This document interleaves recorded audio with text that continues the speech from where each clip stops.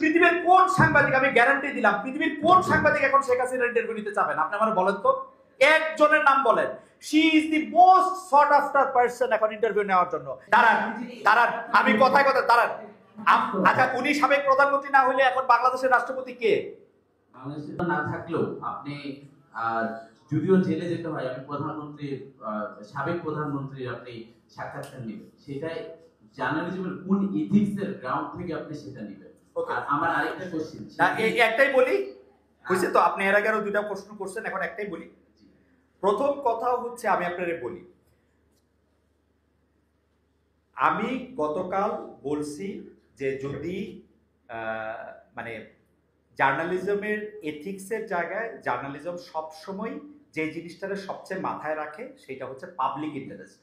এখন public interest কি জানিয়া জনগণের আগ্রহ আছে।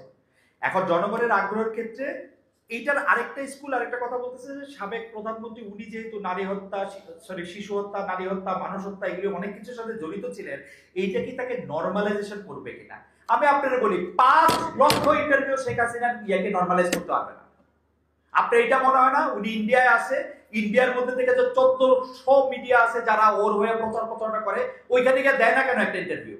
ওর ইন্টারভিউ দেওয়ার বুক আছে? ওরে ইন্টারভিউ দেওয়া মানে ওকে নরমালাইজ করা, এই বুঝছেন আপনারা? এইটা এথিক্সের মধ্যে আটকাবে?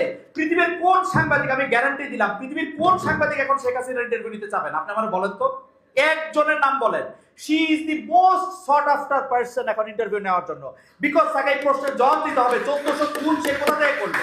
আর এই কথা বলার জন্য সোশ্যাল মিডিয়া পুরোটা হয়ে গেল আমি হচ্ছে খারাপ, আমার পাছার চামড়া লাল করে দেওয়া উচিত। This is your understanding?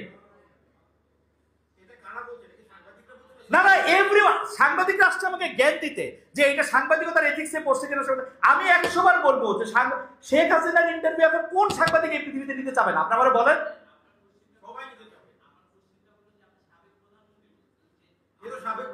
সে সাবেক প্রধানমন্ত্রী না।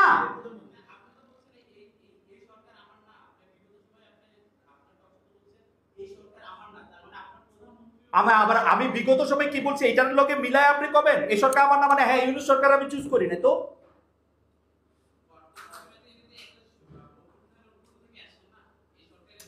আরে বাবা, প্রধানমন্ত্রী অভ্যুত্থানের মধ্যে আমি এই সরকার না কইছি, কারণ হচ্ছে ও গণতন্ত্রের মাধ্যমে আসে না, আমার ভোটের মাধ্যমে আসে নাই, দ্যাটস ওয়াই এই সরকার আমার না। তাই বলে কি আমি সরকারের স্বীকার করি না?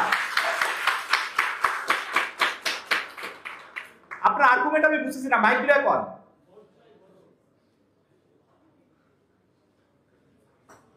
আর সংক্ষেপে বলেন। সংক্ষেপে